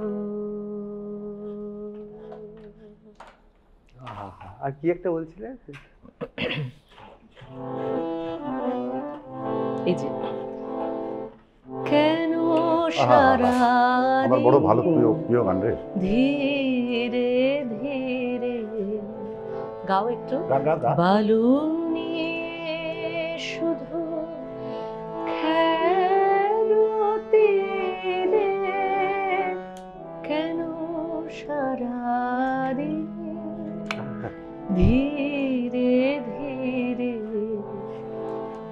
বালু নিয়ে শুধু খেলতে কেন সারাদিন ধীরে ধীরে চলে গেল বেলা রেখে মিছে খেলা ঝাঁপ দিয়ে পড়ো কালো নীরে অকুল ছানিয়ে জাপতানিয়ে হেসে কেঁদে চলো ঘরে ফিরে কেন সারাদিন ধীরে ধীরে। এটা 8 মাত্রায়, ওই যে স্ক্যানটা কি এই পজগুলো খুব মানে ল্যান্ডিং নোটস গুলো প্রত্যেকটার আলাদা মিনিং আছে, প্রত্যেকটার আলাদা মিনিং আছে। কত আগে ভেবে গেছেন। আমার এই যে ল্যান্ডিং নোটস নিয়ে এখন কথা বলি, এই যে কম্পোজিশনে হয় না ল্যান্ডিং নোটস, অ্যাকচুয়ালি এই যে কত আগে ভেবে গেছে কথাটাকে একটু অন্যভাবে বলি। আমাদের এই সময়কার অন্যতম সেরা এক গীতিকার সৈকত কুণ্ডু, সৈকত কিছুদিন আগে একটা দারুণ কথা বলেছে। বলছে যে শ্রীকান্তদা, টাইম লাইনে যদি ফেলা যায়, অর্থাৎ রবীন্দ্রনাথ যখন একটা কোনো পার্টিকুলার গান কম্পোজ করছেন, ওই টাইম লাইনে ঠিক সেই সময় তার কন্টেম্পোরারি অন্য গীতিকারদের বা গীতিকার না বা গীতিকার সুরকারদের কাজকে ফেলে দেখুন, দেখবেন রবীন্দ্রনাথ 100 বছর এগিয়ে আছে। একদম একদম। মানে এই যে ব্যাপারটা, এই যে ধরো আমি এই যে বনে কি দ্বিধা রেখে গেলে চলে গাইলাম একটু আগে, এটা আমার এখন মনে হয় যে রবীন্দ্রনাথের অনেক গানের উনি যেভাবে স্ট্রাকচার করেছেন গানে, সেগুলো দেশি স্ট্রাকচার নয়, না না সেগুলো না না না না সবই বিদেশি গানের। এবার এখানে এই জায়গাটা আমি ঠিক আসতে চাইছিলাম, খুব তাড়াতাড়ি চলে এলাম। এই যে ওয়ার্ল্ড মিউজিক, যেটা আমি তো 1985 থেকে করি, খুব গালি খেয়েছি, এখনো খাই, আর আমি আনন্দ পাই, এখন খুব আনন্দ পাই। হ্যাঁ, না সেটা না, এই যে ওয়ার্ল্ড মিউজিক কি বলতে, স্পেশালি ক্লাসিক্যালের লোকজন বলবো, আমি নিজে ক্লাসিক্যালের লোক হয়েও বলছি, মানে আমি বলতে বাধ্য হচ্ছি দে আর নট আপগ্রেডেড আদারওয়াইজ। কারণ আমি বলতে বাধ্য হচ্ছি, আপনি একটা মিউজিক জানেনই না, তার সম্বন্ধে আপনি কমেন্ট করে দিচ্ছেন। আপনাকে যদি 4টে এক্সাম্পল দিই, আপনি এমন একটা জায়গায় পড়বেন, আপনি তখন বলেন হ্যাঁ ও তাই নাকি, তাহলে আপনি আগেই গালাগালি দিচ্ছেন কেন? এই যে ল্যান্ডিং নোটস নিয়ে যে কথা ও শ্রীকান্ত বলল, এবার আমি রবি ঠাকুরের যে গান, এই গান যখন সৃষ্টি হয়েছে তার অনেক পরে রুকে রুকে ল্যান্ডিংটা দেখো কোথায়। দাঁড়াও দাঁড়াও, আচ্ছা এখানে চলো, আমি তো গাই না। রুকে রুকে সে কদম रुक के बार बार चले। দেখো ল্যান্ডিং দেখো। আমার কথা হচ্ছে যে তোমার শুনতে হবে বাবা, তুমি দাম করে বলে দিলে কি হবে? ফিউশন ফিউশন হ্যান ত্যান। আরে ফিউশন কনফিউশন আমার কাছে এখনো কনফিউশন মানে কি, I am very happy to be confused. আমি তো বলছি ফিউশন মিউজিক এখন আমার কাছে আর কনফিউশনের জায়গা, but I am happy to be confused. কখনো কখনো হয় না এমন জার্নিতে তুমি আছো, you love to be confused, রাস্তা হারিয়ে গেছে কিন্তু এমন এমন জিনিস দেখছো, ভাগ্যিস রাস্তাটা হারিয়ে গেছিল। মানে এটা তো রবীন্দ্রনাথ মানে সাংঘাতিক প্রতিটা গানে এটা বলেছেন যে পথ ভোলো তবেই তুমি নতুন পথের সন্ধান পাবে। অ্যাবসলিউটলি। তাহলে এই যে প্রথমেই না বলে দেওয়া, মানে সাবধানী পথিক হয়ে চলো না, না অ্যাবসলিউটলি না, তাহলে তুমি কিছু তো পাবে না, তোমাকে তো একটুখানি আসলে বোহেমিয়ান হতেই হবে। মানে বোহেমিয়ান, এবং আসলে মুশকিলটা হয়ে গেছে জানো তো, সেটা হচ্ছে যে মানে আমরা যেদিকে রবীন্দ্রনাথের মানে আমরা খুব বিপজ্জনক একটা স্পেসে ঘোরাফেরা করছি আসলে, খুব আনন্দের জায়গায়। আর বিপদ অন্তত মানে এর কোনো শেষ নেই। আর এই ফ্র্যাঙ্কলি স্পিকিং উইথ শুভেন আর বিপদ ভেবো না, একটু বলো, কারণ তোমাদের কথাগুলো খুব ইম্পর্টেন্ট। কারণ আমরা এটা এড়িয়ে না এই জায়গাটা হয়েছে, এমন জায়গায় এসেছি না বাবা আমার কি দরকার, হ্যাঁ আমাদের বড় দরকার। তারপরে চারটে লোক যদি বোঝে আমরা কি বলতে চাইছি, দ্যাটস না, আমাদের তো কিছু, আমরা কাউকে তো পার্সোনালি অ্যাটাক করছি না, কিন্তু আমাদের কথাবার্তাগুলো বলার দরকার আছে। হ্যাঁ নিশ্চয় নিশ্চয়। আমি বলছি, হ্যাঁ কি বলছিলে তুমি?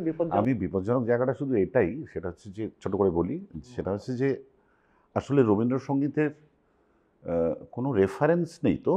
রেফারেন্স কারা? রবীন্দ্রনাথ প্রয়াত হবার পর আসল রবীন্দ্রনাথ সঙ্গীতের চর্চাটা শুরু হয়েছে রবীন্দ্রনাথ প্রয়াত হবার পর থেকে কিন্তু, ঠিক আছে? এবং যে সমস্ত শিল্পীদের কণ্ঠ বাহিত হয়ে রবীন্দ্রনাথের গান আমাদের কাছে পৌঁছেছে তারা কিন্তু রবীন্দ্রনাথের থেকে কম নন আমাদের কাছে, রাইট?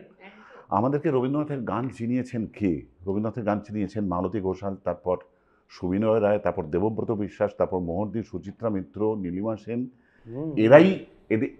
এদের কণ্ঠ বেয়ে রবীন্দ্রনাথের গান বিভিন্ন রকম গায়কের মধ্যে দিয়ে আমাদের কাছে এসছে। রবীন্দ্রনাথ তো নিজের 2200খানা গান নিজে রেকর্ড করে দিয়ে চলে যাননি যে এইভাবে গাইতে হবে। না তাই তো। সো এই যে গন্ডগোলটা হচ্ছে এইখানেই, যে আমরা কিছুতেই এই ফ্লেক্সিবিলিটির জায়গাটা ইয়ে করতে পারলাম না। এই যে হয়ে গেল কি, যে তারপরে কিছু এই তর্জনী তোলা জেঠুরা চলে এলেন না, জেঠু জেঠিমারা, তারা, আমি এখন এসে একটু বইপত্র উল্টাচ্ছি, হ্যাঁ, তো সেদিন যেমন রবীন্দ্রসঙ্গীত বিচিত্রা, শান্তিদেব ঘোষের বিখ্যাত এই গ্রন্থটি সকলের পড়া দরকার। সেই গ্রন্থের একদম শেষ দিকে শান্তিদেব ঘোষ একটা কথা বলছেন, কি বলছেন কথাটা, যে বলছে গুরুদেব চেয়েছিলেন যে তার গান মাঠে ঘাটে সবাই গলা ছেড়ে গাক, তার গান আমরা পেডেস্টালে বসিয়ে রাখবো না, আলমারিতে তুলোর গদিতে রেখে তালাচাবি বন্ধ করে রাখতে চাই না। সেটা গুরুদেব কোনোদিন চাননি। তিনি চেয়েছিলেন যে তার গান মাঠে ঘাটে সবাই উদাত্ত কণ্ঠে গাক, হ্যাঁ জেনে শিখে গাক, মাঝে মাঝে ভুলও হবে, কিন্তু এই তুমি ভুল করছো তুমি গেও না, এই তর্জনী তুলে শাসানি দেওয়া। একটা যখন সারেন্ডার করলাম, তোমার you have to surrender, even in your relationship you have to surrender. Definitely Madan মোহনজির গান সবচেয়ে বেশি আমার ভালো লাগে, because most of the song have lots of surrender. Absolutely, definitely. বুঝতে পারছি, আমার মনে হয় সারেন্ডারটা গান বাজনায় না থাকলে গান বাজনার কি হলো? এমনি নাচের গান এইসব গান তো হবেই, ঠিক আছে, কিন্তু গান তোমার মনে হয় একদমই একদমই। এবং মদন মোহনজির আরেকটা কথা আছে নিজের গলাতে, তুমি দেখবে ইউটিউবেও আছে কথাটা, উনি বলছেন যে সারেন্ডার এক নম্বর, এই সারেন্ডার কথাটা সঙ্গে আরেকটা কথাও প্রচ্ছন্নভাবে হয়তো জড়িয়ে আছে, সেটা হচ্ছে উনি বলছেন যে কলাকার আগার জজবাতি নেই হতো কোই কলাকারই নেই। হ্যাঁ, মানে উনি আবেগটাকে এমন একটা জায়গায় রাখেন, হ্যাঁ, যে সেটা না থাকলে সেটা গান বাজনার মধ্যে প্রাণ সঞ্চার করতে পারে। এবং মামাদেবীর সম্বন্ধে উনি বলেছিলেন যে উনি ওই যে চিরাগ দিল কা জ্বালাও বহুত বলছে, এই রেকর্ডিংটায় নাকি উনি ওনার শোনা আর কি, যে উনি একবার বলেছিলেন কিভাবে গাইতে হবে, তারপরে তুমি শুনো যতবার আসছে গানটা নতুন নতুন ভাবে। এমন গানের কথা বলে দিলে যে এখন ভালো ওদিকে হবে না, মানে কত স্মৃতি ওই লং প্লে রেকর্ড বাজিয়ে বন্ধুর বাড়িতে বসে শুনছি। সত্যি না, এবার আমি একদম অন্যদিকে যাই, একটু লাইট করি, ভীষণ সিরিয়াস হয়ে যাচ্ছে মানে না একটা ব্যাপার, এটা আমার শোনা। এবার আমি একদম আর ডি বর্মনে চলে আসি। আমরা রাহুল বাবুর খুব ভক্ত। আমার বাবা আমার শচীন কর্তার ভক্ত ছিলেন প্রচণ্ড। তো আর.ডি. বর্মন সাহেব যখন যেসব জয়ীরাম এসব আরম্ভ করলো, বাবা বলেছিল শচীন কর্তার কুলাঙ্গার সন্তান। এবং সেই বাবা, আমার বাবা যখন মেনকায় আমার প্রেম রিলিজ করেছিল এবং ওইখানে আমার বাবার চোখ দিয়ে জল পড়ছে। আমার পাশে বসে আমার বাবা চলে গেছেন, যাই হোক বাবা কাঁদছেন। আমার মনে হলো এটাই গান বাজনা, এটাই গান বাজনা। বাবা চোখের জল মুছে মুছে বলে, আমি ভুল বলছিলাম রে, যে এটা করতে পারে, ওটা আমি আর মনে রাখবো না। কি গানটা একটু গাও না, জানো গানটা? ও আমার তো আমার মনে নেই। পারে গান? হ্যাঁ, ওই শ্রীকান্তদার বাজানো। না আমার বড় ঘটে রে কৃষ্ণ কन्हैया কাকরে যশোদা मैया। अरे ये फ्लूट करता है ना।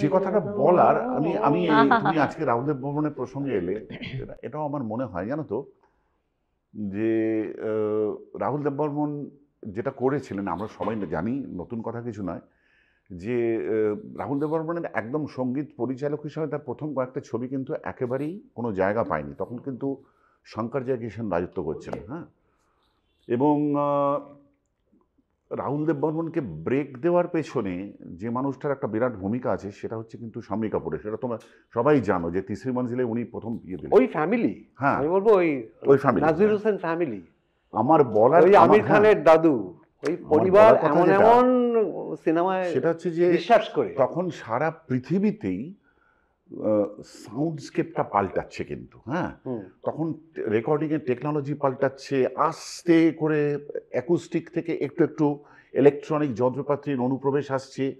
আর.ডি. বর্মন কিন্তু জিনিসটাকে ফোর্সই করে পুরো তার সাউন্ডস্কেপটাকে পাল্টে ফেলেছিলেন একদম। কিন্তু এখানে আমি বলবো, মানে আমার যেহেতু সময় শেষ হয়ে আমি এখানে আমি তোমাকে যেটা বলতে চাইছি সেটা হচ্ছে কেন কথাটা তুললাম, কিন্তু সব কিছু করলেন এবং তারপর উনি কত রকমের, কত চরিত্রের রিদমের প্যাটার্ন এনে ফেললেন, কত রকম প্যাটার্নের সুর এনে ফেললেন, সব কিছু করলেন। কিন্তু একটা কথা বলে না, মানুষ মৃত্যুর আগে অনেক মানুষ তার নিজের রুটের কাছে ফিরে যায়। রাইট, লাস্টে যেটা ফিরলেন, শেষটা ফিরলেন কিন্তু ওই রঙ্গিলা রঙ্গিলার সুরটাতে ফিরলেন। অবশ্যই দারুণ বললো শ্রীকান্ত। এগুলো আপনারা একটু ভাবুন, যেগুলো আমরা আলোচনা করছি অনেক ভেতর থেকে আজকে আলোচনাটা হচ্ছে, এত মনের জায়গা থেকে আমার দুই বন্ধুর সাথে। না, এখানে আরেকটা ব্যাপার আছে যে এই যে বাঘ মিউজিক ডিরেক্টররা, এদের মধ্যে কিন্তু এই ভানু সিংহ কিন্তু আছে। মানে ভানু সিংহের পদাবলী উনি লিখেছেন 18 বছর না 16 বছর বয়সে, কারণ উনি জানতেন উনি সিংহ। আমি কম্পেয়ার করছি না, কিন্তু আর.ডি. বর্মন একটা স্কোপ পেয়েছিলেন। কিন্তু স্কোপ পেয়ে কি তিসরি মঞ্জিলের সব কটা গান হিট করে দেখিয়ে দিল যে আমাকে এতদিন নাওনি তো দেখো এবার। ঠিক সেরকমই আবার রাজ কাপুর মানেই তো শঙ্কর জয়কিশনজি, রেগুলারলি উনি করেছেন। একটা স্কোপ, প্রথম স্কোপ পেয়েছেন রাম তেরি গঙ্গা মাইনি, বসেছিলেন গালি হাত দিয়ে আমাদের রবীন্দ্র জয়ন্তী। কি করে দিলেন কাঁদতে কাঁদতে, শুন সাবা শুন যখন হচ্ছে তখন আমি কাঁদছি। ওটা তো একটা ভালোবাসার গান, আমার চোখ দিয়ে জল পড়ছে কেন আমি নিজেই জানি না। মানে তুঝে চুনবি, আর বিশেষত কোরাসের টাইমিং গুলো, কোরাসের টাইমিং গুলো, মানে সাহেবাটা যা বলছে টাইমিং গুলো। আচ্ছা, অন আ লাইটার নোট একটা সুন্দর কথা বলি। তুমি দেখো, বলে তুমি সবার মধ্যেই ভানু সিংহ আছে, একটা জিনিস আবিষ্কার করলাম, সেটা আমিও খেয়াল করিনি। আমি এটা বলছি 1998 বা 99 সালের ঘটনা। তখনও সুখেন দাস জীবিত রয়েছে, ঠিক আছে? সুখেন দার বাড়িতে যাওয়া হয়েছে মনোহরপুকুরে, কোনো একটা ছবি ইয়ে করবেন। সুখেন দা একটা এরকম নিজের ইয়েতে একটু শেষ দিকে একটু দাঁত পড়ে গেছিলো, এটা মুখের কাছে রেখে কথা বলতেন। তো কি একটা কথা হতে হতে সুখেনদার দাদা সঙ্গীত পরিচালক, প্রখ্যাত সঙ্গীত পরিচালক অজয় দাস, অজয়দাও আমাকে খুব ভালোবাসতেন। আমি অজয় দাসের গানও গেয়েছি, প্রথম ছবিতে গান গাইবার সুযোগ উনি আমাকে দিয়েছিলেন। তো সুখেনদা বললেন, কি একটা কথা হতে বললেন, এই শোনো, পঞ্চমদা কিন্তু রবীন্দ্রনাথের গান থেকেও নিয়ে নিয়েছে। হুম হুম হুম। মানে কিভাবে নিয়েছে? আমি বলবো গানটা? হ্যাঁ বলো। হুম, সুরটা লাগাও। কোন সুরটা দেবো? দেখো তুমি দেখি ধরতে পারো কিনা, এটা একটা কুইজ মজা। তারা একটু চড়াই, বাবা অনেক চড়ে গেল, চলে গেল, বেশি চলে গেল। নামাও। আচ্ছা আমি শ্রীকান্তকে হ্যাঁ অর্ডার দিচ্ছি, নামাও। জাগরণে যাইবি ভাবরি। আচ্ছা। আচ্ছা ঠিক আছে, আমি তো সুন্দর স্কেপ। জাগরণে যাইবি ভাবরি, আখি হতে ঘুম নীল হরে, কে নীল হরে। আচ্ছা এবার গানটা বলো। গানটাও বলবি, কুইজ। মরি মরি মরি মরি জাগরণে না, বলতে পারছি না তো, মাথায় আসছে না। जिंदगी के के सफर सफर में में गुजर जाते हैं जो मकाम। আচ্ছা আমি দেখো কোথা থেকে আমি কিন্তু এবার আমি বলছি অন্য গান, ঠিক আছে? এবার আমরা সবাই বলতে গেলাম শুনে না কোন গান কোন গান, বলছে বলো না। ওই তো বলছে ওই যে ইয়াদোকে বারাতের গানটা, নাম কোনটা? বলছে ওই যে आपके कमरे में कोई रहता है, नहीं कहते ज़माना कहता है, কোথাও আমার হাই যাওয়ার নেই। আচ্ছা বাহ, আরে क्या बात। আচ্ছা এই क्या बात। না এখনো গল্প শেষ হয়নি। এটা আদি বর্মনের সুর। এইবার আমি বলছি কয়েক বছর আগেকার কথা, জাস্ট 2020 সালে কোভিড হলো, তার আগের বছর বোধহয় আমরা আমেরিকাতে অনুষ্ঠান করতে যাচ্ছি, লম্বা ফ্লাইট এখান থেকে না কোথায় দুবাই থেকে যাচ্ছি। তো কাতার এয়ারওয়েজ বা কোথাও একটা যাচ্ছিলাম, তো একটা পুরনো হিন্দি ফিল্ম দেখি, একটা সুজাতা বা বন্দিনী দেখছিলাম, বিমল রায় ডিরেক্টর ছিলেন, ঠিক আছে? দেখলাম টাইটেলটা, মিউজিক ডিরেক্টর ছিলেন এস ডি বর্মন। ওমা, দেখছি টাইটেল মিউজিকটাতে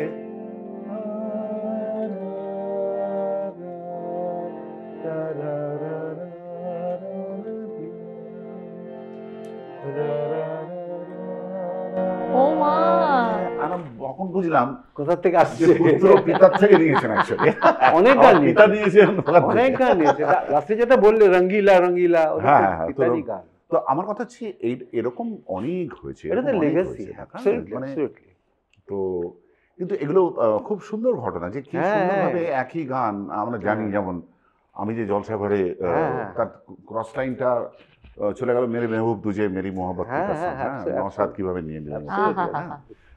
এরা ভালো জিনিস নিয়ে নিজের মতন করে প্রেজেন্ট করে। মানে নেওয়াতে তো কোনো তুমি কি ধরনের অসুবিধে গান নেই। বাজনা মোটামুটি মানে রবীন্দ্রসঙ্গীত ছাড়া কি ধরনের গান বাজনা শুনেছো, বা তুমি নিজেকে আপগ্রেড করেছো? আদারওয়াইজ তুমি আপগ্রেড তো আমি করেছি কি না, তুমি নিজেকে কি শিল্পী বলে রবীন্দ্রসঙ্গীত শিল্পী হিসেবেই মানে প্রেজেন্ট না, করো? মানে প্রেজেন্ট করি, মানে মানুষ প্রেজেন্ট করেছেন এবং করতে চেয়েছেন, সেই জন্য করি। কিন্তু অন্য নিশ্চয়ই। গানও তো তুমি হ্যাঁ, মানে গাইবার খিদেটা তো আছেই। মানে মানুষ যদি যে গানটা ভালোবাসে না, সে যদি সেই গানটা তোমার গলাতে শুনতে পায়, তাহলে সে ভেবে নেবে যে তুমি ওই গানটাই গাও। অনেক মানুষ আছে, বুঝতে পারলাম। হ্যাঁ, কিন্তু সেই মানুষরা মানে আপগ্রেড করছেন না কেন, তোমার কি মনে হয়? সেটা তো তাহলে মানুষ তো আপগ্রেড করতে চান না, হ্যাঁ। মানুষ তো আপগ্রেড করতে চান না, মানুষ সেটা তো মনে হচ্ছে এখনকার অডিয়েন্সে সেটা মনে হচ্ছে, কারণ আমরা শেষের দিকে এসেছি, এটা খুব না, ইম্পর্টেন্ট। মানুষ আপগ্রেড করতে চান এই যে না। মানুষ খুব একটা আপগ্রেড নিজেকে করতে চায় না। মানে আমার যেটা আজকাল মনে হয় যে আজকাল কি মনে হয়, ভীষণ ডিসকানেক্টেড মনে হয় মানুষকে।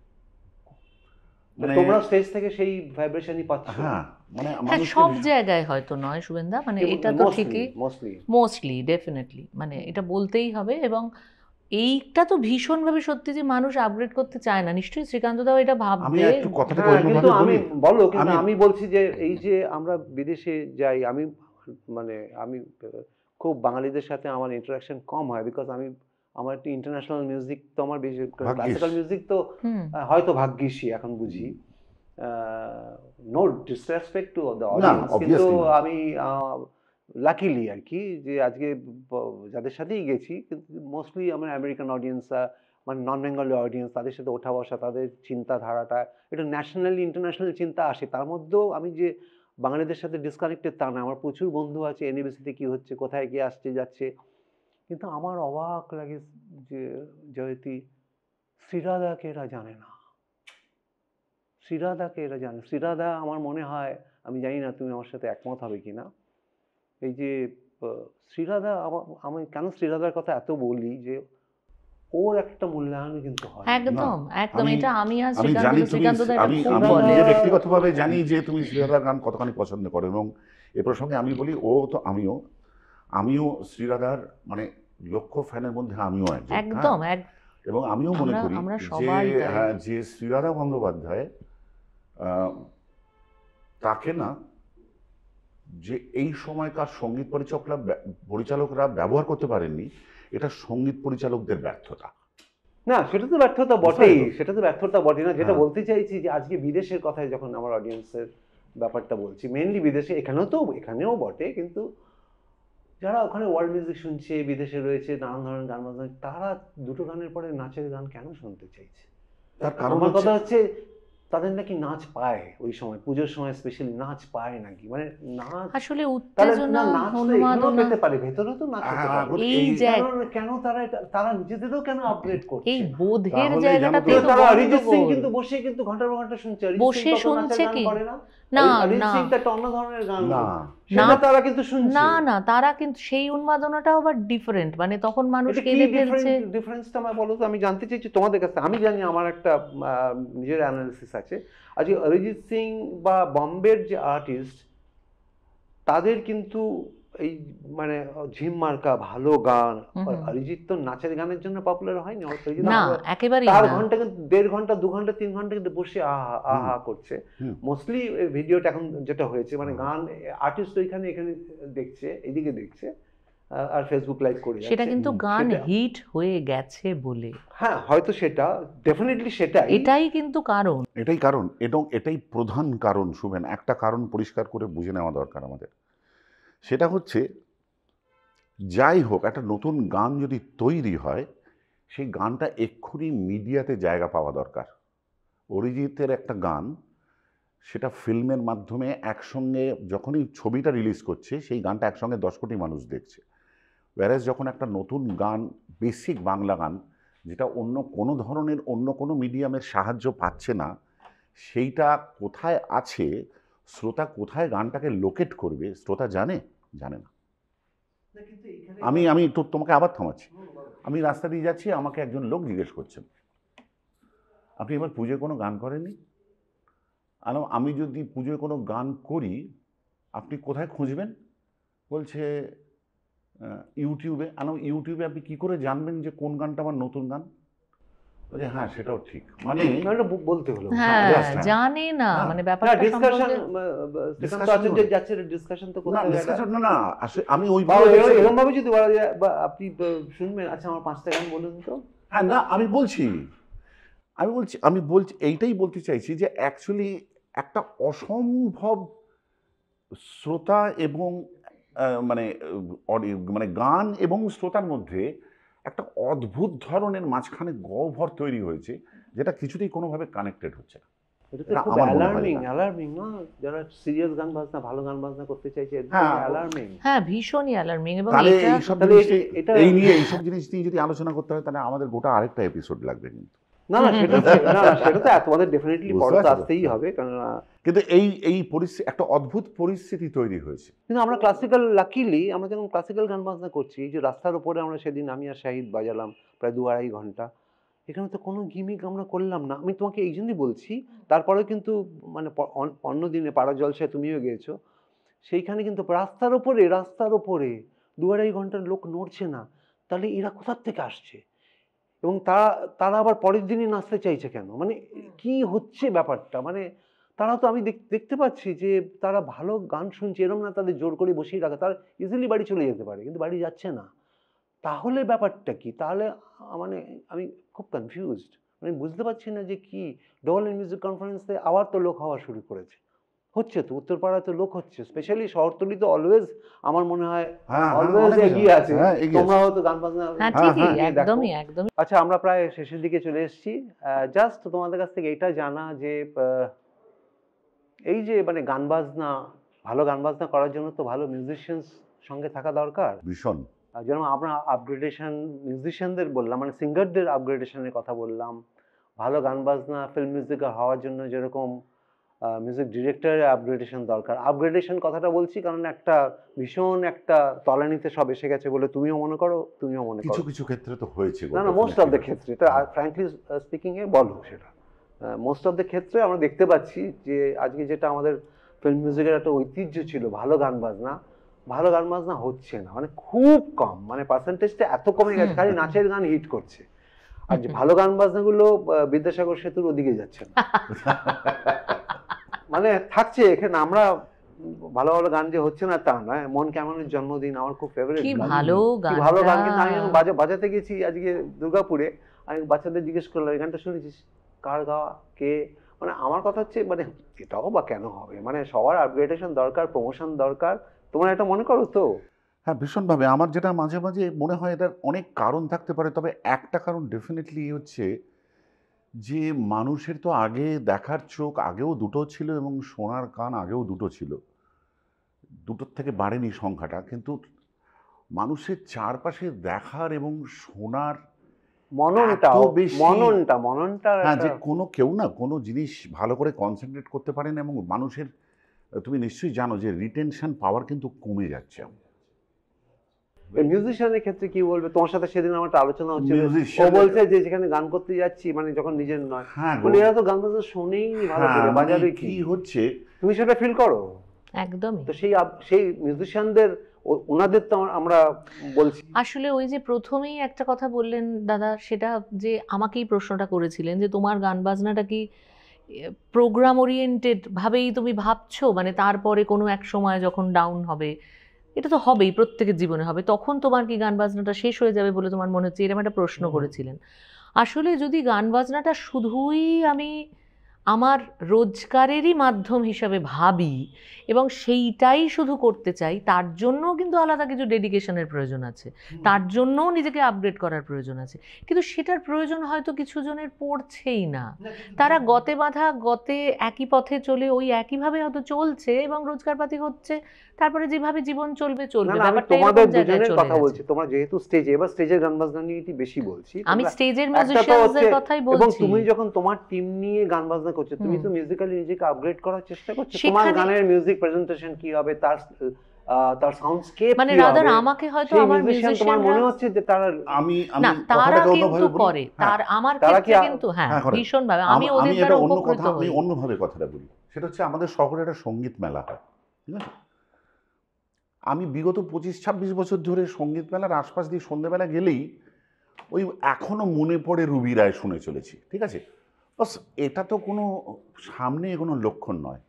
আমার কথা হচ্ছে এই গান মেলা 7 দিন ধরে সঙ্গীত মেলা চলছে, একটা মঞ্চ থাকবে যেখানে এই মেলায় নতুন পসরা নিয়ে কে এলো, নতুন গানের মঞ্চ, মানে এটা তো সঙ্গীত মেলা তো একটা মিউজিয়াম নয় যে আমি বারবার একই জিনিস আমার তাকে তোলা রয়েছে নামিয়ে নামিয়ে সবাইকে সেটা দেখাচ্ছি, কাহার তো এই জিনিসটা চলবে। অ্যাবসলিউটলি, তোমার সাথে আমি একদম মানে 500 সো মানে আমি গত বছরও শুনেছিলাম সেই সন্ধ্যাবেলায় মনে পড়ে রুবি রায়, ইনফ্যাক্ট আমরা recently academy of fine arts নাটক দেখতে গেছিলাম, আমাদের যখন বেরোচ্ছি, যখন গাড়িতে উঠছি, ওই দূর থেকে মনে পড়ে রুবি রায় আসছে, আমাদের দেখেছো, মানে ও মিলিয়ে দিল একদম।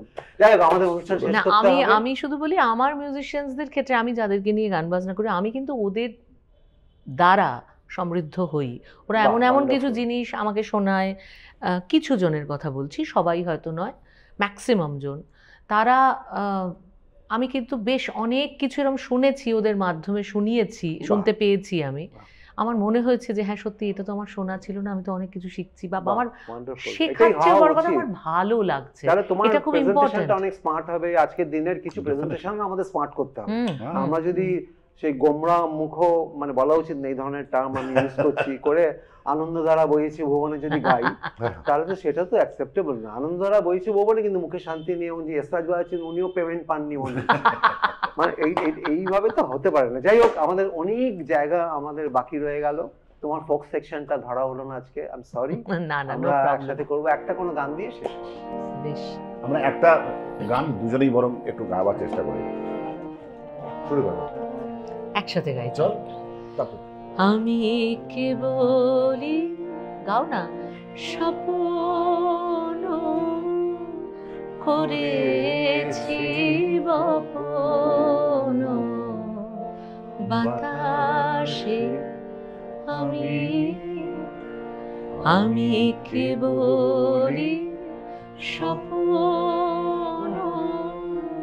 করেছি বপন বাতাসে, আমি তাই আকাশ কুসুম করিল চয়ন হতাশে, আমি